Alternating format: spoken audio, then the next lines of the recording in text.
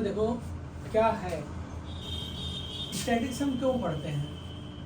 हम बहुत सी चीज़ें ऐसी हैं जिनको हम जोड़ नहीं सकते, एक एक करके लिखें और फिर जोड़े बहुत लंबा जाता है।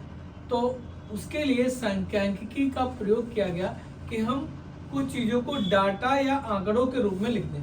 जैसे हम अपने क्लास में हर बच्चे का वजन लिखें और हर बच्चे की कैटेगरी लिखें, हर बच्चे का लंबाई लिखें, तो थोड़ा सा मुश्किल रहता है।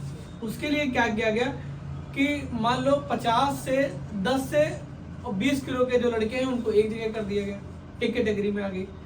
ठीक है, ऐसे 10 बच्चे एक ही किलो के तो होंगे नहीं, बराबर नहीं होंगे। एक तो हो सकता है बराबर हो, लेकिन कोई भी बराबर नहीं होगा। तो उसमें क्या किया गया कि 10 बच्चों की, जो 50 बच्चों में से 10 बच्चों की कैटेगरी एक जैसी कर दी गई कि 40 से 50 किलो वाले इधर रहेंगे, 50 से 60 किलो वाले इधर रहेंगे, 70 से 80 किलो वाले उधर रहेंगे। तो ये क्या किया गया, उसको कैटेगरी के रूप में अलग अलग डिवाइड कर दिया गया। जब किसी चीज को कैटेगरी के रूप में अलग अलग डिवाइड कर दिया जाता है तो वही प्रक्रिया सांख्यिकी या स्टैटिक्स के रूप में आ जाती है। बात समझ आई? तो इसीलिए हम स्टैटिक्स को पढ़ते हैं। अब स्टैटिक्स का जो सबसे पहला महत्वपूर्ण काम है वो हम पढ़ते हैं औसत या समांतर माध्य जिसको बोलते हो। तो औसत का मतलब ये है कि मान लो कोई 10 संख्याएं हैं, कितनी संख्याएं? 10, और 10 का सबका अलग अलग वजन है। मान लो कोई चीज 2 किलो है, कोई 5 किलो, कोई 8 किलो, कोई 9 किलो, कोई 13 किलो, कोई 1 किलो, कोई 4 किलो, इस तरह से 10 चीजें हैं, 10 किलो अलग अलग सबका किलो। तो सबको जोड़कर 10 से भाग कर दिया जाएगा, एक औसत भार निकल आया कि लगभग एक बच्चे पर इतना रुपया, इतना वजन पड़ रहा है। तो वही हमारा कहलाता समांतर माध्य। समांतर माध्य का जो पहला फार्मूला हमारा बना गया या बना, वो हमारा क्या होता है? समांतर माध्य बराबर होता है पदों का योग बटे पदों की संख्या। ये सबसे बड़ी बात है, पदों का योग बटे पदों की संख्या। जैसे हम कह दें कि 2, 3, 7, 4, 6 ऐसे कुछ लिखा हुआ है। 1, 2, 3, 4, 5 पद कितने हैं? पदों की संख्या कितनी है? पदों की संख्या कितनी है? 5। गणित की भाषा में इसे n लिखा जाता है, n नंबर।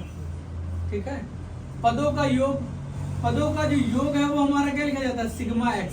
क्या होता है? Sigma x। तो हमारा जो समांतर माध्य है उसको कैसे लिखते हैं?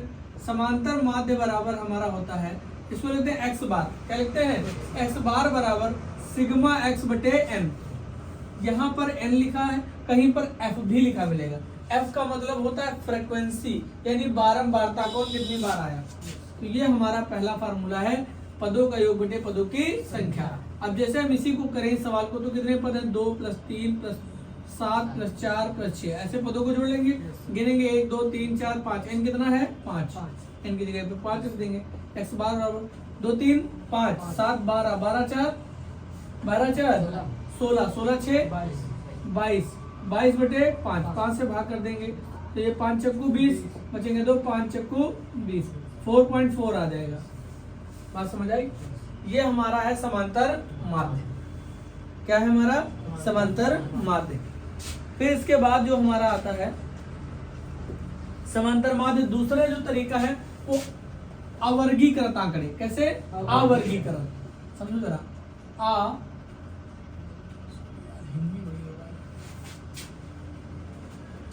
ठीक है, अवर्गीकृत आंकड़े। क्या आंकड़े? अवर्गीकृत आंकड़े। अवर्गीकृत आंकड़े कैसे होंगे? जैसे कहीं पर किसी ने लिख दिया तालिका में प्राप्तांक, ठीक है, क्या लिख दिया? कहीं पर किसी तालिका में लिख दिया गया मान लो प्राप्तांक, और दूसरी तालिका जब देखी गई तो उसमें कुछ मान लो उसकी बारंबारता या पद लिख दिए गए। क्या लिख दी गई? बारंबारता। जैसे हम कहें 3, तो 3 आया 5 बार।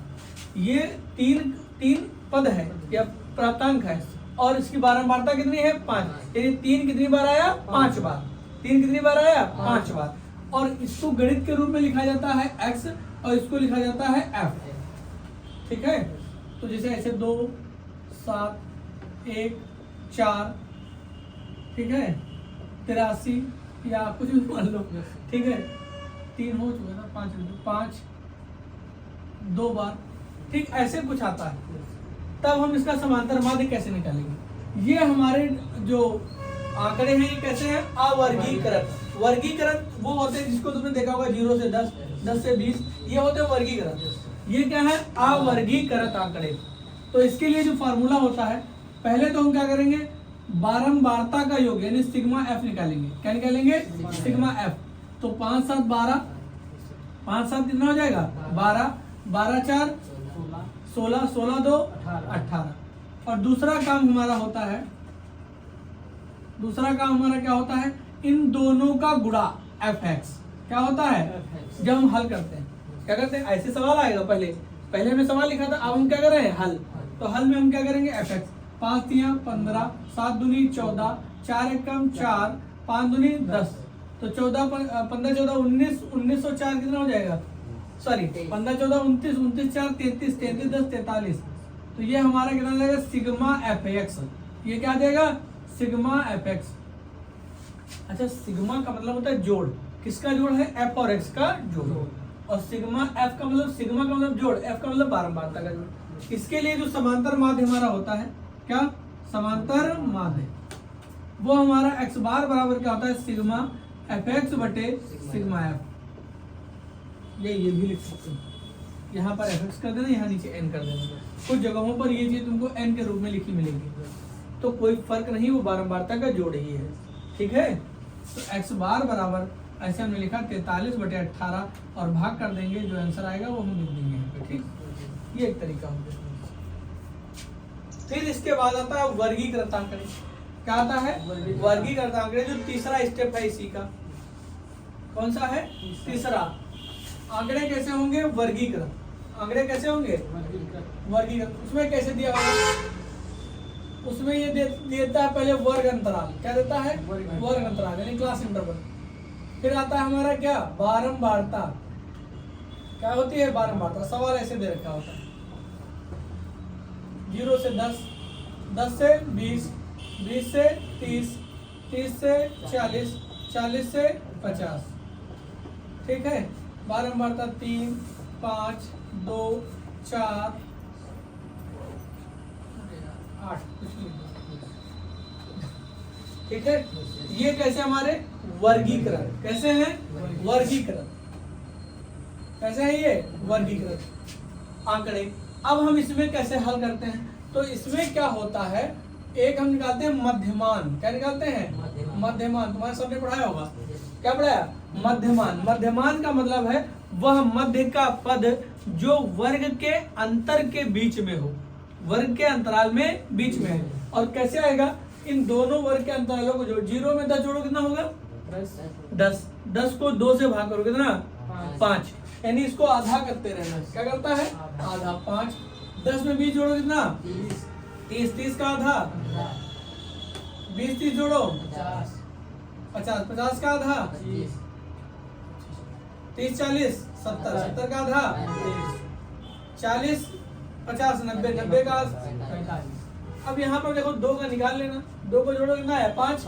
2 को जोड़ो 30। 30 का आधा 15। अंतर इन दोनों में कितना आ रहा है? 10 का।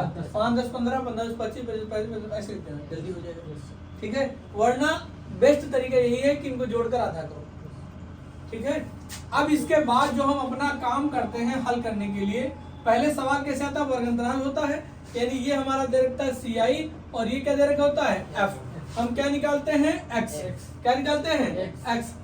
अब हम F को पहले जोड़ेंगे सवाल में, तो 3 5 8 2 10 4 14 14 8 22। बात समझ आई? अब हम क्या निकाल देंगे? सिग्मा F गुणे X। क्या निकालेंगे? ये समझ आ रही बात है? जो बताइए। तो हम ही चिल्ला 3 बचे 15, 15 बचे 75, 25 दूना 50, 35 चक्कू 140, 45 80 कितना हो जाएगा? हाँ, 8 पंजे 40, 8 चक्कू 32, 4 36, 360। अब सबको जोड़ लो। ये हमारा जो जोड़ा है वो क्या बन जाएगा? Sigma F x. तो 5 5 10, 10 का 0, 8 8 5 13, 13 4 17, 17 6 21, हासिल क्या ले रहा है 1, 21 1 22, तो 3 1 4, 17 6 23, तो एक हासिल 24, ठीक है। तो 3 4 एक हासिल कितना हो जाएगा 5। अब हम क्या करेंगे, वही फार्मूला x बराबर सिग्मा एफ एक्स बटे ये हम लगा देंगे 540 बटे 22, भाग कर दो, जो आंसर आना हो जाएगी, ठीक। ये बस तना रखो, यहीं तक के जितने सवाल मिले इस तरीके के लगा कर लाओगे। कुछ सवाल आगे आएंगे कल्पित माध्य से और कुछ आएंगे पग विचलन से, तो वो हम कल बताएंगे।